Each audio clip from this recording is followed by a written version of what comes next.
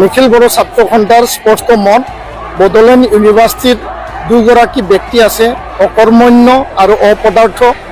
এই ব্যক্তিসকল হ'ল ভাইচ চেঞ্চেলৰ ডাঙৰীয়া আৰু লগতে ইয়াত কণ্ট্ৰলাৰ অফ এক্সামিনেশ্যন। এই দুয়োগৰাকী ব্যক্তিৰ কাৰণে যোৱা ৩-৪টা বছৰৰ পৰা ইয়াত ৰিজাল্টৰ বিসংগতি আমি দেখিবলৈ পাইছোঁ। আমাৰ ভাল ভাল ছাত্ৰ ছাত্ৰীয়ে ৰিজাল্ট দিয়ে, তেওঁলোকৰ ইণ্টাৰনেল এছেছমেণ্টৰ ৰিজাল্ট 0 আহে, তেওঁলোকৰ ৰিজাল্ট বেয়া হয়।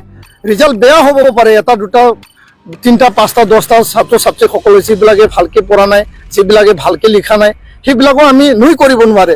কিন্তু আজি তাৰিখত এই যোৱা 3 দিন আগত আমাৰ আণ্ডাৰ গ্ৰেজুৱেটৰ যিবিলাক ছেমেষ্টাৰৰ ৰিজাল্ট দিয়া হ'ল, 12,000 ছাত্ৰ ছাত্ৰী তাত অংশগ্ৰহণ কৰিছে, তাৰে 3,000 পাছ কৰিছে। 25% পাছ পাৰ্চেণ্টেজ কেতিয়াবা হয় নেকি?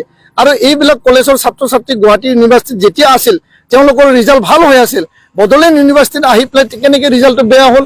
তো ইয়াৰ কাৰণে আমি অসম চৰকাৰৰ মুখ্যমন্ত্ৰী ডাঙৰীয়া আৰু লগতে ৰাজ্যপাল ডাঙৰীয়া, শিক্ষামন্ত্ৰী ডাঙৰীয়া, শিক্ষাৰ মানে এডভাইজাৰ ডাঙৰীয়াক আমি আহ্বান জনাইছোঁ, অতি সোনকালে এই দুয়োগৰাকী ব্যক্তিক অপসাৰণ কৰিব লাগে।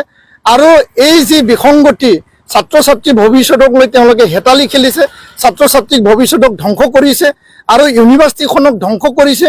আৰু এই ইউনিভাৰ্চিটি বড়োলেণ্ড সংগ্ৰামৰ মাজেদি জন্ম লাভ কৰা এটা ইউনিভাৰ্চিটি হয়, এইটো ধ্বংস কৰাৰ কাৰো অধিকাৰ নাই।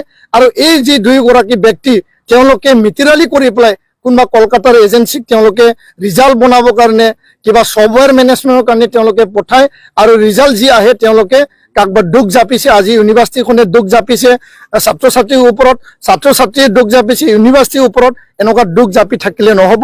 আমি দাবী জনাইছোঁ যে এই দুয়োগৰাকী ব্যক্তিক অপসাৰণ কৰিব লাগে। 2 নম্বৰৰ অতি সোনকালে ইয়াৰ ওপৰত বিশেষ এটা তদন্ত কৰিব লাগে, কাৰ ভুল আছে, কাৰ মানে ইয়াত কোনে সঠিক হয়, কোন মিছা হয়, ইয়াৰ ওপৰত বিতং তথ্য ওলাব লাগে। আৰু ইয়াৰ পিছত অহা 7 তাৰিখে সোমবাৰে নিখিল বড়ো ছাত্ৰ সন্থা উদ্যোগত গোটেই ছাত্ৰ ছাত্ৰীক লৈ পেলাই আমি ইউনিভাৰ্চিটি ঘেৰাও কাৰ্যসূচী আমি ল'ম, যাহাতে ৰাজ্য চৰকাৰখনে বা ইয়াৰ আচাৰ্য গভৰ্ণৰজনে ইয়াৰ ওপৰত যাতে বিহিত ব্যৱস্থা লয়।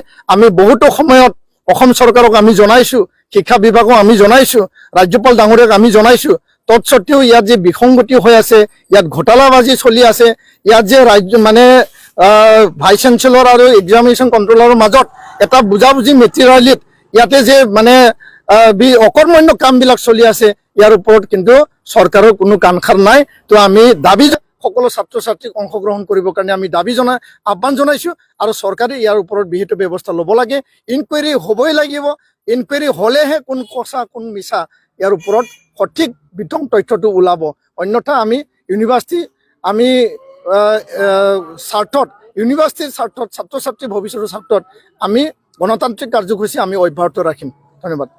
নাই, দীঘলীয়া সময় হ'ল CM ভিজিলেন্স ইয়াত আহা, আৰু ৰাইজে আৰু ইয়াত সচেতন মহলে যথেষ্ট আশ্বস্ত হৈছিল যে ইয়াত যে কিবা বিসংগতি চলি আছে, ইয়াত মনোপলি এটা প্ৰশাসন চলি আছে, ইউনিভাৰ্চিটি উন্নয়নৰ কথা নাভাবি ইয়াত ঘোটালাবাজি, মিতিৰালি, মিছ এপ্ৰপ্ৰিয়েশ্যন, ইৰেগুলাৰিটি চলি আছে। ইয়াৰ ওপৰত CM ভিজিলেন্সে, মুখ্যমন্ত্ৰী ডাঙৰীয়াই যি এটা বৃহৎ এটা ডাঙৰ এটা পদক্ষেপ লৈছিল, সকলোৱে প্ৰশংসা কৰিছিল।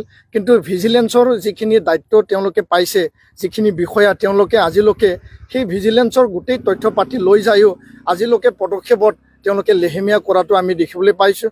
তো আমি CM ভিজিলেন্সক আমি আহ্বান জনাইছোঁ যে কি পালে কি নাপালে ইয়াৰ ওপৰত আপোনালোকে তদন্তটো অতি সোনকালে সমাপ্ত কৰিব লাগে, আৰু কোন দোষী কোন নিৰ্দোষী ইয়াৰ ওপৰত বিহিত ব্যৱস্থা ল'ব লাগে।